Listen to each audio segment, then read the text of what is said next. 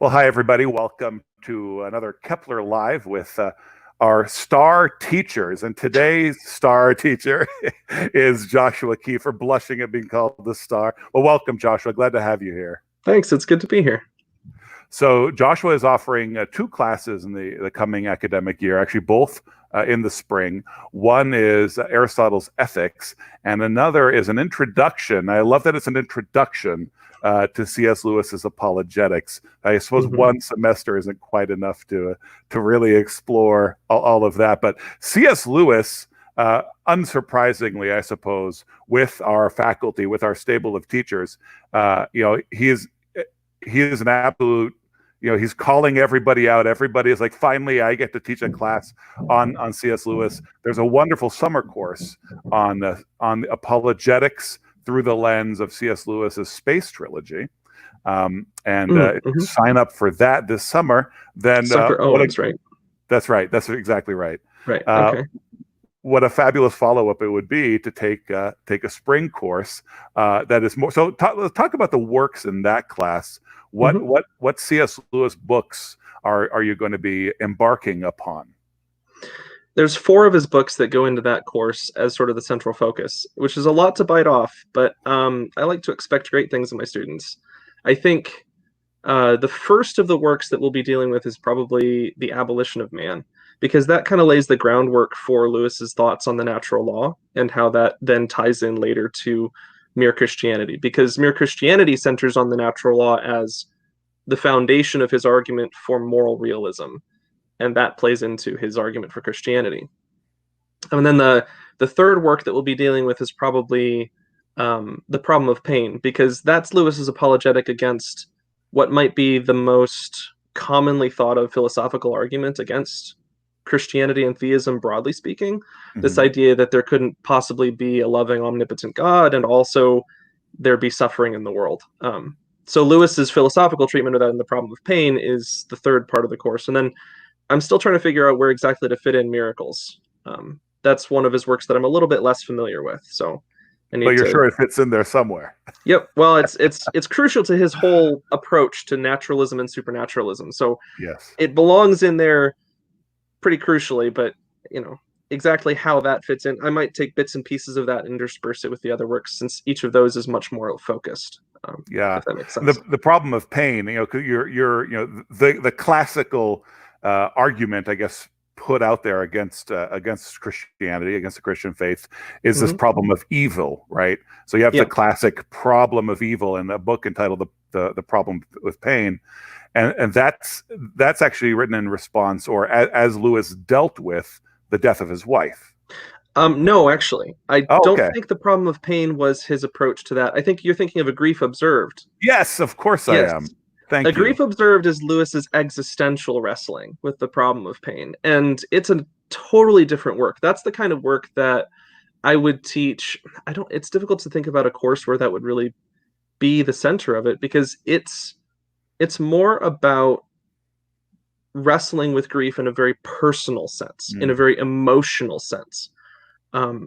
Lewis has a lot of really hard things to say in there. It's almost in some sense as though he kind of has to deal with a feeling of losing his faith at the same time as he's dealing with all this pain from losing his wife. So that one's totally different. That his philosophical approach in The Problem of Pain is much more focused at the mind, and A Grief Observed targets the heart. Right. So okay. Both great works, both absolutely fantastic works. I highly recommend A Grief Observed, though you have to be in the right sort of frame of mind to read it and really get a lot out of it. But people who need consolation in some sense, definitely I would recommend it.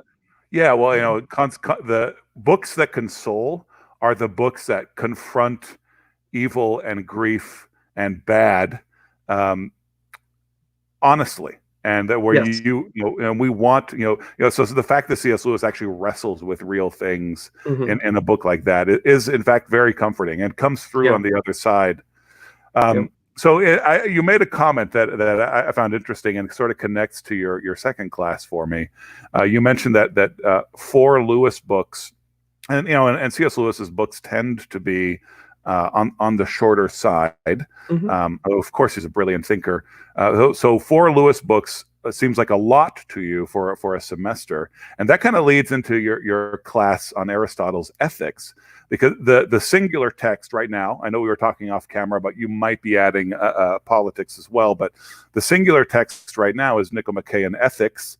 And so, there are several classes in our catalog that have ethics in a list of, hey, there are many works we're going to be considering and looking at, but you want to spend a semester really diving into that. So you want to go ahead and really immerse yourself and take time. So maybe talk about that a little bit. Talk about that course and why students are going to benefit from such a look at Nicomachean Ethics. Yeah.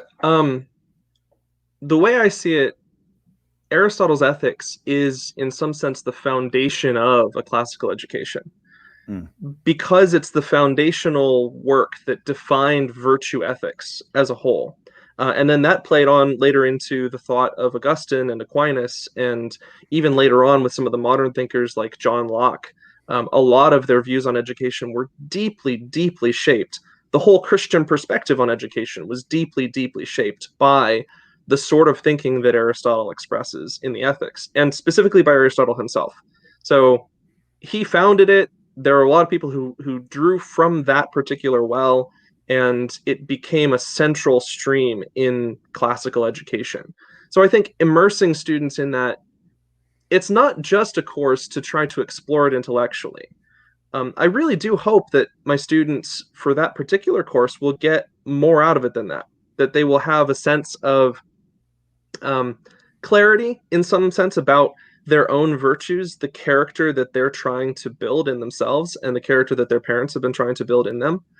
Part of the reason why they are engaged in classical education as Christian students, hopefully, is to develop their virtues.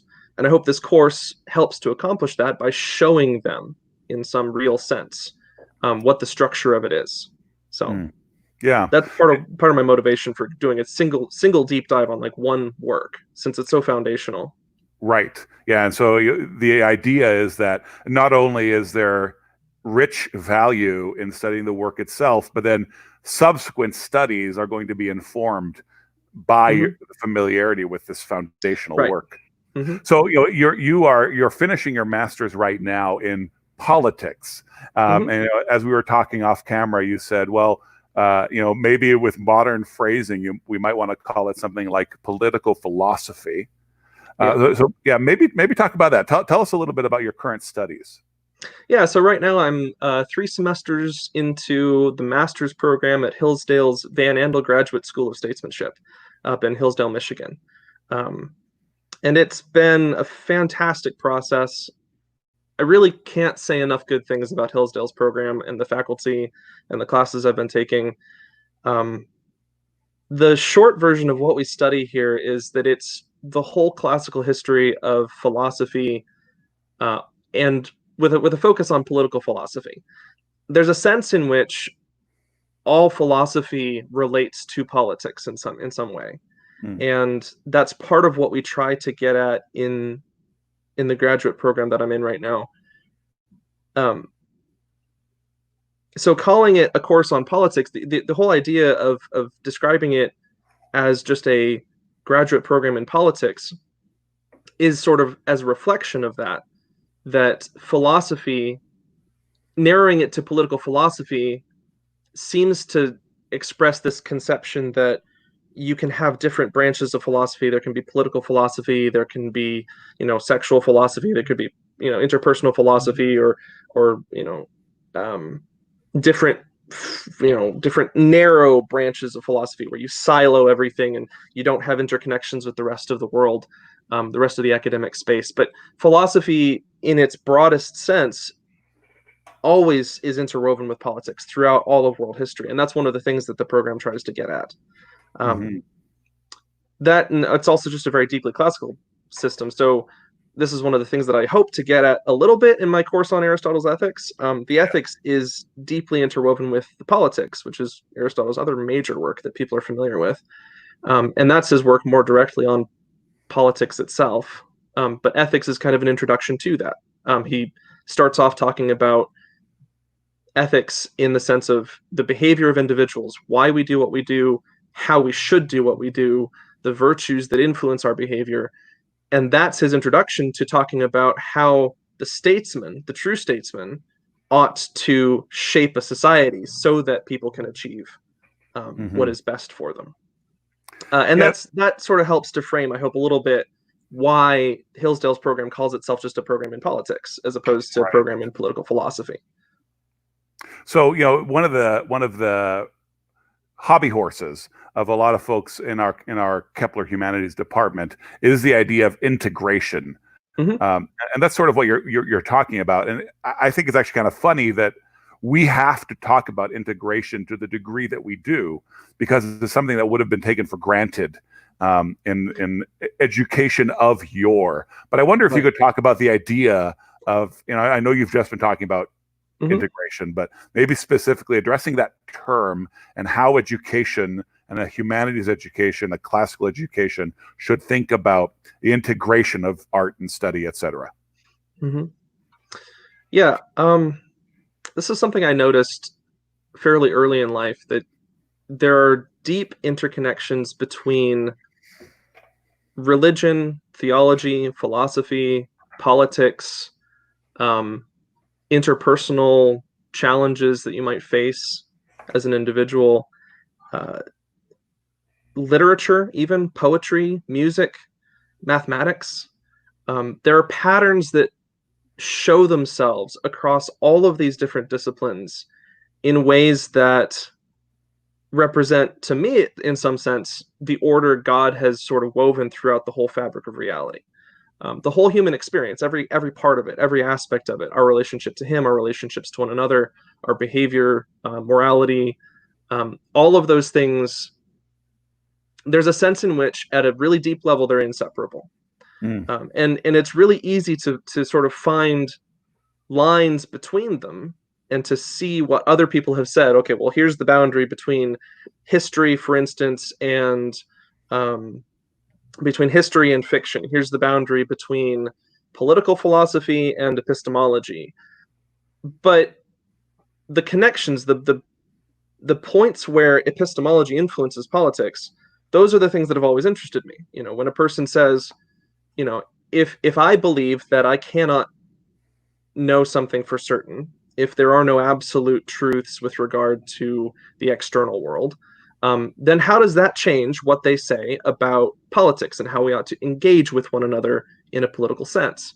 Or how does that change the way we ought to engage with God? That's what I see as, that was early on what I started to see as the fundamental unity of things that causes integration, or that should cause integration in education. That separating them just doesn't leave you with a full picture.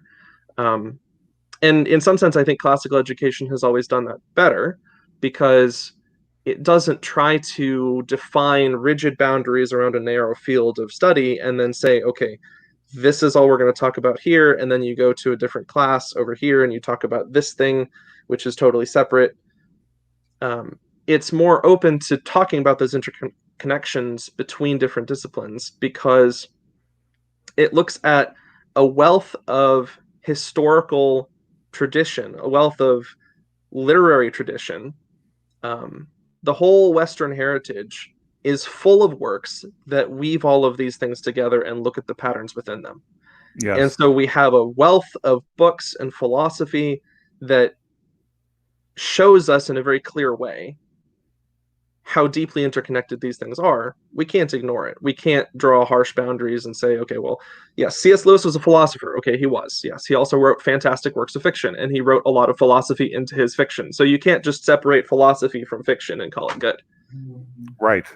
Yeah, and there's anyone who's been around the classical education world for any amount of time. I mean, there's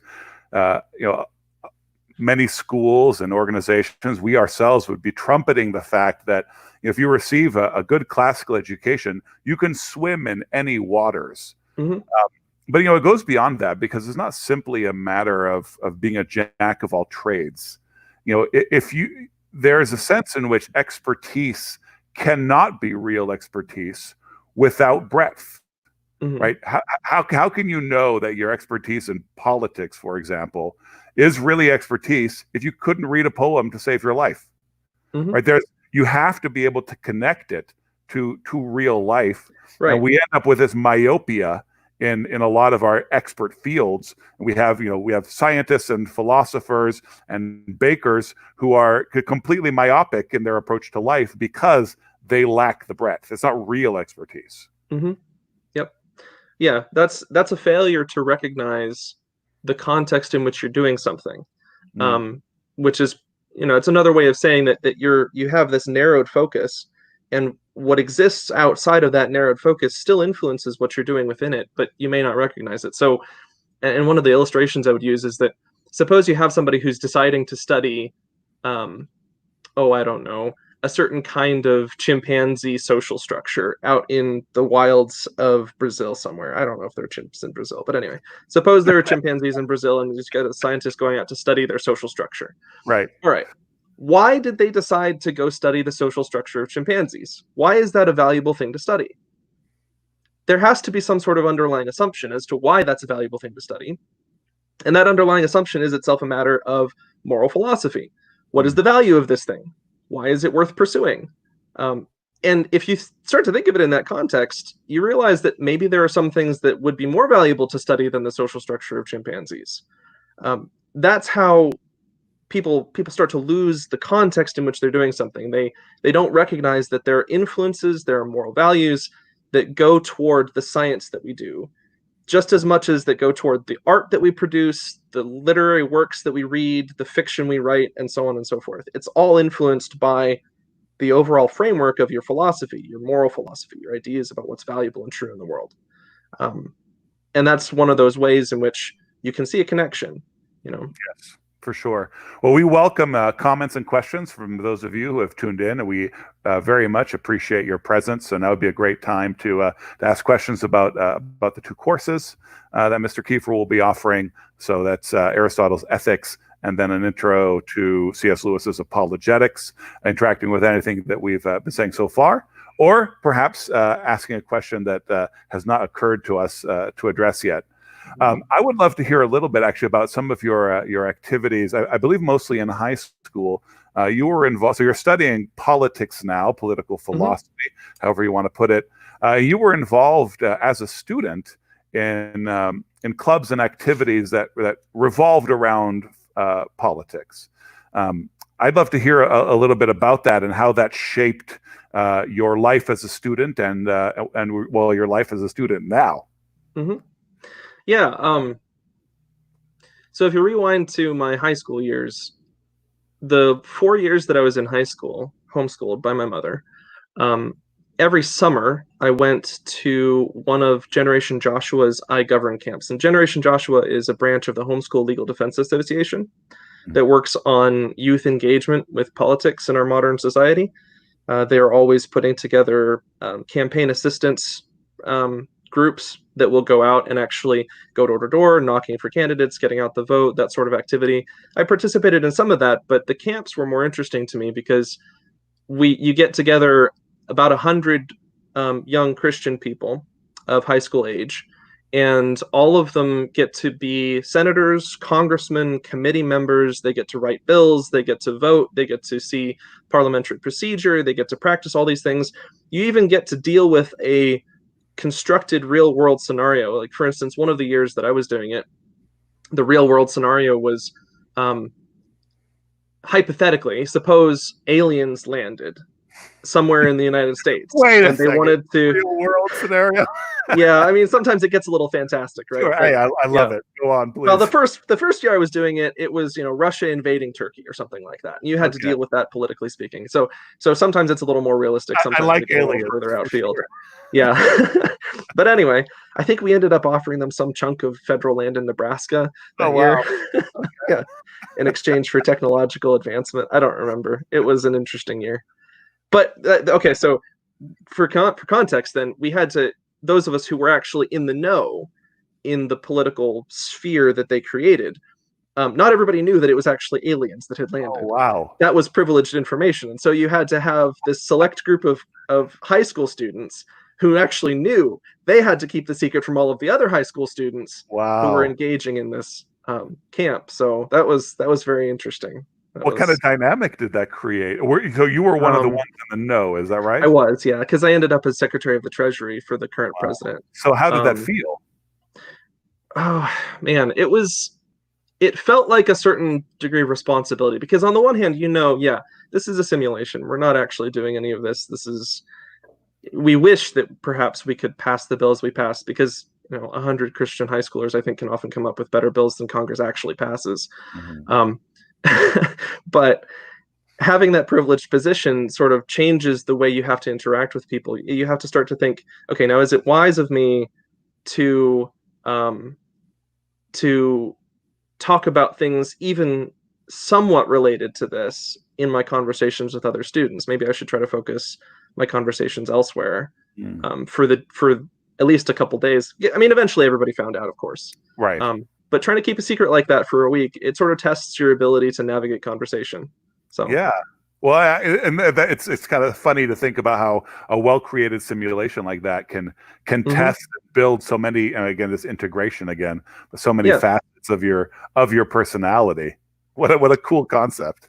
Yep. So we have a question here about your scholarly. Make sure it's a scholarly opinion. What is your scholarly opinion of Lewis's poetry? Well, I am not at all familiar with Lewis's poetry, so I can't have a scholarly opinion of something I haven't read. And actually, I'd like to take a moment and say, I think it's very important to tell people when you don't know something. So as a teacher, I'm not going to try to pretend when a student asks me a question about something I don't know. My answer is going to be, well, let me go read Lewis's poetry, and then I'll form a scholarly opinion about it for you. Actually, that sounded like a very scholarly answer. I don't know. Let me go read. That's super scholarly. Yeah, well, you described. I think Scott noticed the same thing that I did when you described Lewis, and you were talking about he writes philosophy and he wrote fiction and he wove philosophy into the fiction. I was like, he didn't say poetry, but you've got a couple of poetry fans. Okay. Here. Yeah, I'm aware of Lewis's poetry, actually. In fact, the first work that he published, I know, was a book of poetry that he published before he became a Christian. I'm very fascinated. I'm interested. I'd like to read it at some point. It hasn't entered into my radar yet in a way that I could actually grapple with it, but I certainly hope it will. And in fact, part of my intention to refresh myself before I get to the spring is to go back over a lot of the works that I'll be teaching and back over a lot of Lewis's other works, so that I can give a full-bodied perspective to my students on all of the stuff that Lewis sort of wove together. Because that's sort of the way I teach. To go back to the integration thing, I think it's difficult for me to think about talking through Lewis's beliefs on the problem of pain without at least mentioning the fact that he also wrote A Grief Observed. Right. Because to know that he actually dealt with these things and wrestled with these things in a very personal sense, and that his approach to that is very different from the problem of pain. Because part of it is, I don't know what the life situation of my students is going to be. Maybe some of them will be dealing with some really deep personal loss when they start in on the course, and maybe some of them would want to hear that Lewis's approach to the problem of pain can feel very painful to people who are really going through it at the time, who need the consolation that he can offer rather than the philosophy that he can offer. That's one of the advantages of integration, and integrating the whole body of what a thinker has to talk about, as opposed to just focusing on one narrow slice. Yes. And really flexibility as a teacher. And when you have an integrated philosophy, that flexibility can be that much more purposeful. Right. So one of my most well-loved volumes is actually, so you can see the binding sort of worn out here on the edge. So C.S. Lewis's poems are an absolute favorite volume of mine. But I have to say that his early stuff and Pilgrim's Regress, difficult to justify for those who love him.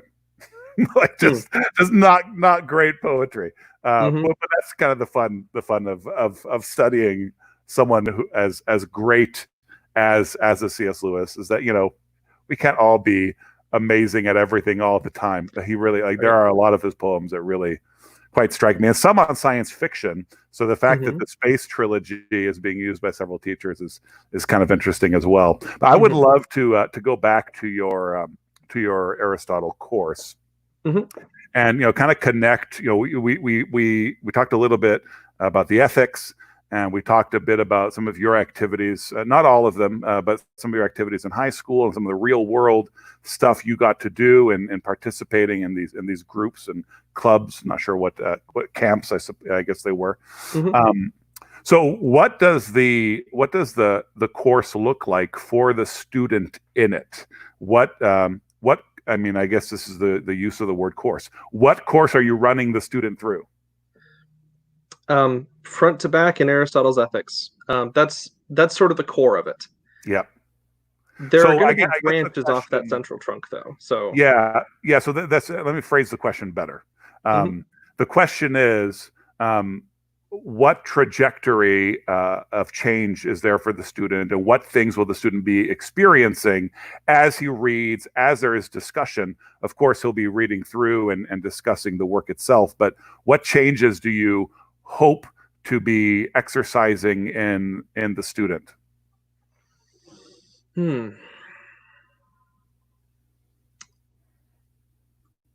First, there's a knowledge component, of course. Mm-hmm. Knowing what Aristotle had to say in and of itself is valuable.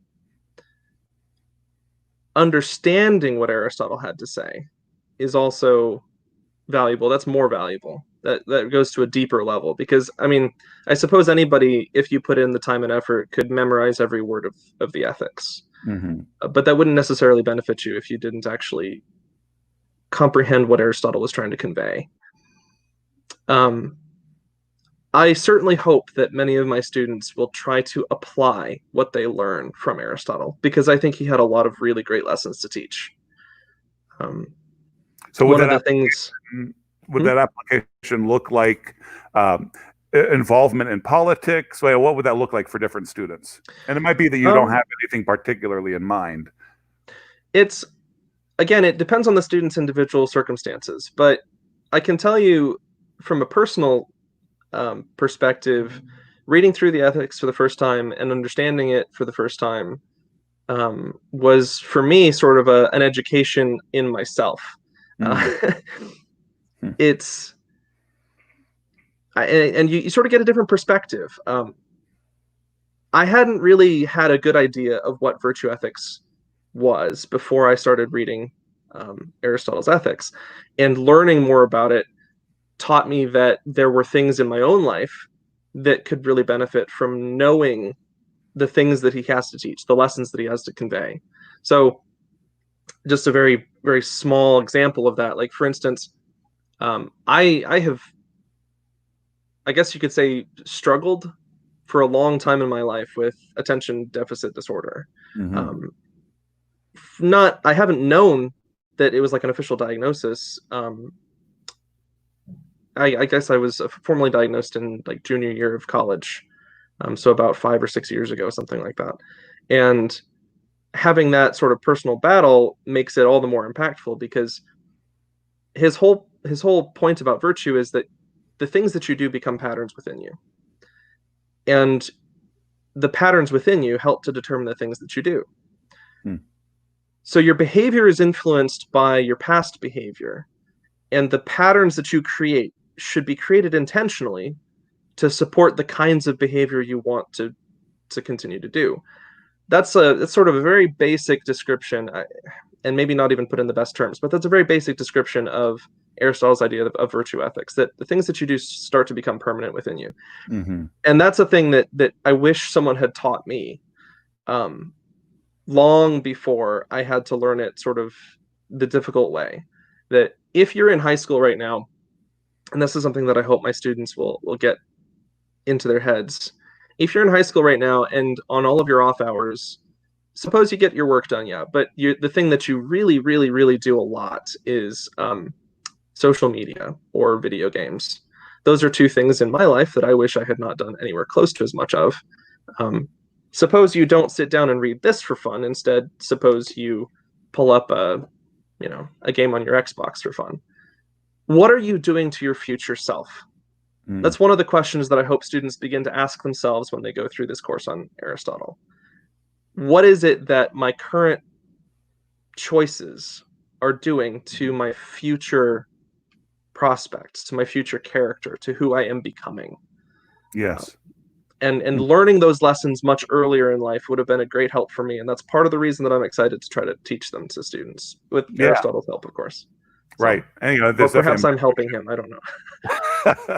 Well, it's for the vigilant viewers, if they cast their mind back to the question that started this most recent discussion, will notice that Mr. Kieffer ran through what is basically the grammar, logic, and rhetoric of Aristotle's ethics. Like, any subject has within itself a grammar, a logic, and a rhetoric. And you're sort of bringing your students all the way through that, so that at the end of it, there's an application.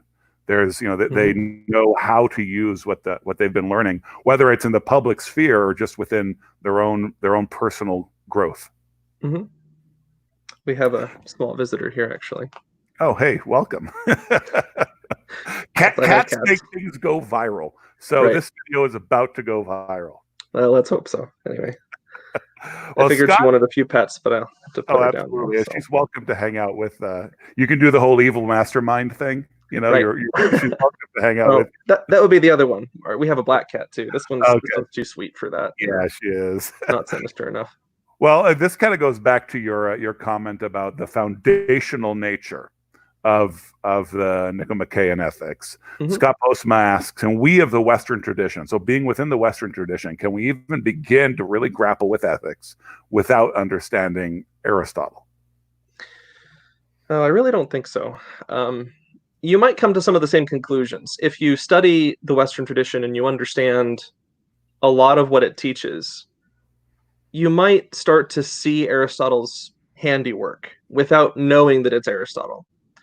But when you read Aristotle's ethics, a whole lot of other things in the Western tradition will make a whole lot more sense to you.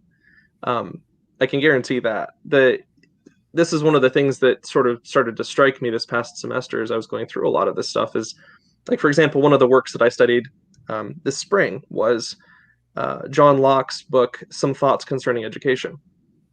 And he was a modern thinker, so very different in a lot of respects from Aristotle, but also part of the classical tradition, I would say, and certainly a thinker worth understanding and knowing. But the core of that particular book, which is practical advice to parents, is essentially the same message that Aristotle gives, that you should care about the things that your children see and do and hear, about the people they associate with, about the patterns of interaction that you have with them as a parent, because those things shape their character in exactly the ways that Aristotle talks about in the Ethics. And so understanding Aristotle helps you to see that pattern throughout Locke's work, and then also you can tie it back and recognize that Locke was steeped in all of this. He wasn't going just based on his own insights, although, like I say, sometimes you do have people who come to the same conclusions without necessarily knowing one another's work. But they say Isaac Newton and what was the other mathematician's name? Both invented calculus about the same time. Leibniz, I think, perhaps. Anyway, I don't know. Right. So I suppose, yeah, that was the end of it. So my answer to Scott's question here is, no, I really don't think we can, because ethics as a discipline really began with Aristotle. He systematized it. He gave us the verbiage for it. He helped us to understand the difference between moral virtues and intellectual virtues. He helps us to get sort of a handle on what prudence is. He talks about the importance of striking a middle ground between two detrimental extremes, which is an incredibly important topic in philosophy. So those are some of the things that I think make Aristotle so central and so foundational. And yeah, we really can't understand the whole of the Western tradition without it. Although that's not to say you can't benefit from the Western tradition without Aristotle. Of course you can, and we all do. Right. Especially those of us who live in the free world. So, but you would also argue then that if you do never study Aristotle, you're still going to end up being influenced by Aristotle. There's no way around that. You might as well. Yeah, Yep. Karla Memmott has clearly been watching for a while because she praises you and your response of "I don't know" a good ways back. One of the most profound comments a teacher can say. Let's explore this together. I appreciate that. Yeah. But she also makes the comment that integrated philosophy also includes integrating learning with the heart and soul of the student. Mm-hmm. Yep, that's exactly what I'm hoping to do with the Aristotle course. And I've said this a couple times, but I really hope that students will begin to apply what they learn from the ethics, and to some extent what they learned from my C.S. Lewis course as well, but a little bit less so that one. If I were teaching a C.S. Lewis course for the sake of the souls of my students, primarily, I would probably focus more on the Screwtape Letters and A Grief Observed and some of his other works, because there are things that Lewis has to say. In fact, Screwtape Letters itself probably draws a lot on the ethics, honestly, because you can sort of see the same idea that the things that you do start to shape your character. And the whole battle that, well, I don't know if my viewers are familiar with Screwtape Letters, but it was Lewis writing, it's fiction, but he's writing from the perspective of an elder demon to a younger demon. And this younger demon has been assigned to a particular man in London during World War II. And so this young man in World War II, in the middle of London in World War II, has to develop virtues of courage and justice and charity, Christian virtues as well as the ancient Greek virtues. And in the midst of all of this, he's got this young tempter, and this elder tempter is trying to educate the young tempter on how to send this guy astray into all kinds of horrible sins and to keep him from being an effective member of the kingdom of God. And if you look at that from the perspective of Aristotle's ethics, you can clearly see the patterns that are being established. That sometimes you have to work around the virtue that you want to inculcate or the vice that you want to get rid of.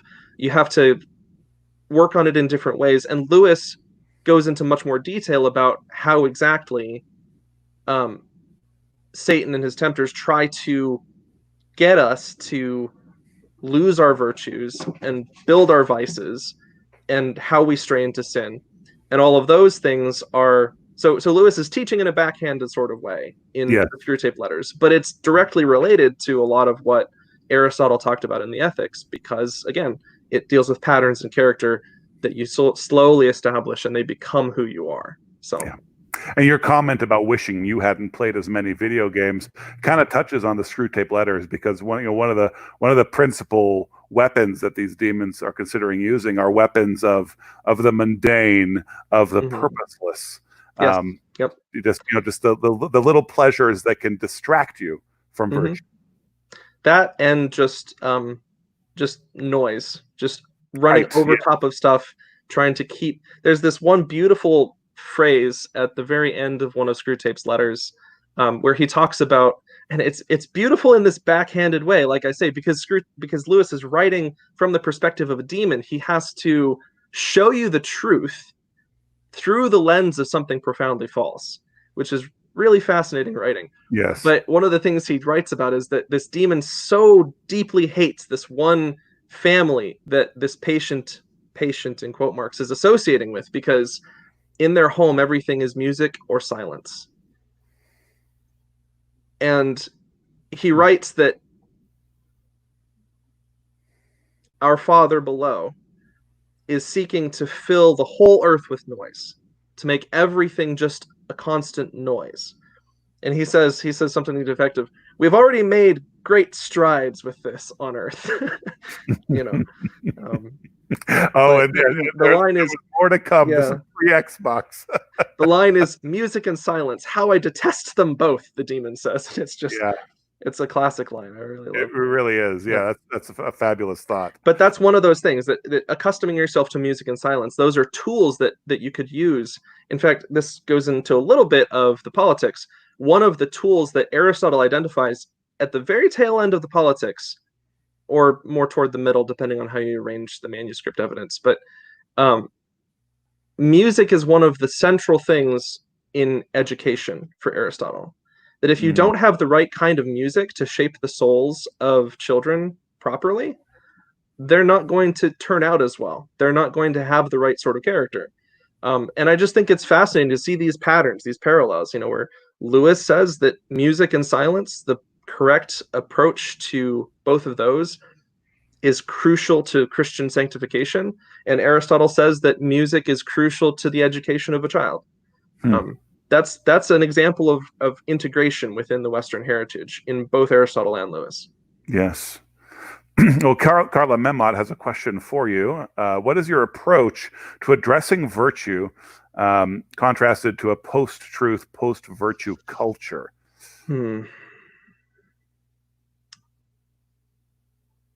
It centers on a reaffirmation of things that we've known to be true for a long time. A rediscovery of things that have grounded most of the good things we experience in the world. Aristotle and Lewis both have this great way of explaining things that we immediately understand when they're spoken, but we wouldn't think about them because our culture doesn't think in those terms. Lewis was much closer to our own time, so a lot of the time his is much more directly relevant and much more obvious to us. Yes. But it's like obvious in retrospect. You'll read a line from Lewis and immediately think to yourself, "Whoa, I never even realized I was making that assumption, and I never even realized that assumption was wrong because I didn't realize I was making it." Yeah, and the word realize is great because it's a realization. It's not, you don't have to be convinced. As soon as it's said, you realize it's true. Right. Yep. And that's part of the approach, is just exposing these things that are so contrary to the way we approach things now, that just by their very nature, they make you sit up and pay attention. I don't expect to run into a lot of students who are going to pose a lot of really great challenges to the core ideas of truth and virtue.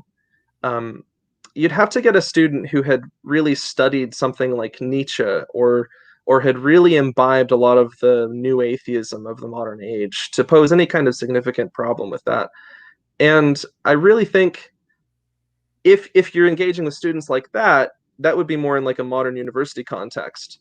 Yes. And that does require a totally different approach. But teaching has to take on a totally different, cast for that kind of thing. Absolutely, yeah, and it's more adversarial, but in an edifying way. Or I think the thing that Kepler teachers would be more likely to run into is a sleepiness. Right? Yeah. It's just that it's the line you use is that our culture doesn't think in those terms. Yes. Yeah. And so we need to reaffirm those terms, basically. Exactly. And say, this is the core of it. This is what you believe, even if you didn't know it, or this is what you ought to believe, even if you have slipped into believing something else without understanding. Right. Yep. So I really loved that when that question was posed, the whole music and silence thing. You took a moment for silence and then went into the music of your speech. The following question, I think, is going to even require of us perhaps a greater moment of silence, because it is a big question. The great Edmund Burke has dropped in on us to ask, how is the distinction between practical virtues and intellectual virtues teased out in classical education?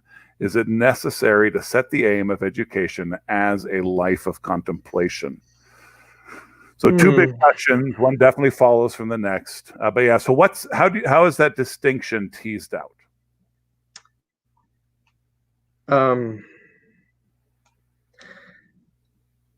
So in classical education, broadly speaking, I don't think I'm qualified to discuss that. In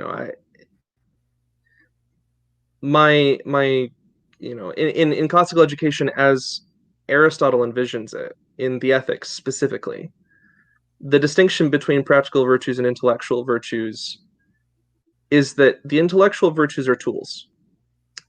They are aspects of our character, aspects of our capabilities, to put it in a certain sense, that we can do a great many things with our intellectual virtues. And I think you see this a lot in, for instance, Machiavelli's book, The Prince, where he has this idea of virtue as a certain kind of strength, just the ability to do things, or the know-how, the knowledge, the skills to manipulate people to suit your ends, to rule, to dominate other people. And Machiavelli trespasses on moral virtue by saying that even the moral virtues themselves are tools. But that's one of the big distinctions that Aristotle is careful to make, that there are intellectual virtues, but moral virtue is a real thing. And if you don't have moral virtue, intellectual virtue will not help you. It's no virtue at all. Yeah, it basically makes you better at being bad. You become sort of a worse villain if you're a well-equipped, immoral man. You know, so that's how I see the distinction between practical virtues and intellectual virtues, and I think that plays out throughout the whole of the spectrum of classical education. Absolutely. So then that would mean then that it is, from your perspective, it is not necessary to set the aim of education as a life of contemplation, that in fact a robust Christian education would lead you beyond a life of contemplation into a life of action. Fundamentally, yes, I think a Christian education ought to aim at a life of action. But there's sort of a tension that I think the questioner is speaking about in Aristotle's work, because, and I think this comes through the influence of Plato on Aristotle. It's something that I've actually thought a lot about this last semester, and I don't know if I can put all of my thoughts in order here to sort of describe it. But the short version is that Aristotle paints a picture of human fulfillment. And one of the things that he praises most highly is just the simple contemplation of truth. So that's part of the intellectual virtues, is sort of the knowledge of truth and calling to mind the truth, and in a sense reveling in what is true in an intellectually pleasurable sense. That's sort of the life of contemplation. And it's deeply tied to the life of the philosopher. It's iconic of the people who are capable of thinking very deeply about things, and people who are capable of uncovering deep truths and setting them in order and expressing them to others. People like that contemplate things, and then they put them in order and they make them useful for others. But I mean, there's a sense in which the making them useful for others part isn't necessary to it. So if you could imagine a man who knows all of the truths about God, who has some kind of great system of theology, he's got a systematic theology in his head, and he loves to ponder all these mysteries about sin and salvation and redemption and sanctification. But he doesn't ever actually put any of it into practice. That's kind of more like the life of contemplation, I think, that Aristotle is envisioning, is this not quite passive, but not really active. And that's in tension with what he thinks of as the practical life, this sort of political life, this sort of moral life, where you're engaging in relationships with other human beings, and you have to sort out the difficult questions of how do you behave toward them, how do you make friends, how do you act as a statesman to shape the society around you in beneficial ways, to make sure things are in correct order. There's a sense in which the life of contemplation is the highest good because it's the most pleasurable thing. It's the exercise of our highest faculties, and it's something that Aristotle and Plato both championed. If you're capable of philosophical contemplation, it's one of the best things, or perhaps the best thing. But I think Aristotle had a much stronger emphasis on the practical side of things. Yes. Than Plato did. He had this down-to-earthness about him, this recognition that, yeah, maybe this would be best, but you may not ever have the opportunity for this. And even if you did, it might not be the right way to spend your life. I would say that most people can't really attain, I don't think I could attain to the sort of contemplative life that Aristotle envisions in the tail end of the Ethics. And I think it's in book 9 and 10 where he starts to talk about some of that. I don't know if I could attain to that. And part of the reason is, I mean, for example, I'm married. I have a wife. Someday we'll have children. I have relationships. I have to have moral virtues in order to engage in those relationships in the right way. Yes. So if I neglect my moral virtues in favor of my intellectual virtues, I'm going to end up a creek without a paddle. If I just sit there and contemplate the truth. Yes. You know, Well, the yard doesn't get mowed and the kids don't get fed, and right. my students don't get You taught. actually have to mow the lawn today, if Yeah. I recall. Mhm. Yeah. So Right. trust Edmund Burke, of course, to go ahead Mhm. ask us a question that basically would lead us to a whole other hour's discussion. Just Of course. open. We're Yeah, talking. I didn't mean to go on so long. It's just Oh, that's one of those things that's a tension in Aristotle's work that you do have to wrestle with. So. absolutely, yeah. And I'm Yep. glad you did. But I guess what I want to say is that this is where Aristotle and Plato touch the gospel directly, and would lead the Christian student to do a lot of wrestling. And this could be something to look forward to in your class this spring. Mhm. So people should check out Kepler.education, and just check out Mr. Kieffer's classes. Sean O'Shea says hello. One of our music teachers is catching a bit at the end. It has been tuning in. Yeah, it's been an absolute pleasure having you here. Thank you for your presence, for your answer. Thanks, and it looks like in chat, as I look over right now, that some of our viewers are about to start the discussion that we're going to have to forego, lest we spend all day talking Aristotle, which would be absolutely fascinating. We must go while they continue. Thanks to everybody who's been watching. And once again, Mr. Joshua Kieffer, thanks so much. Appreciate it. Thanks, Joffrey. Bye, everybody.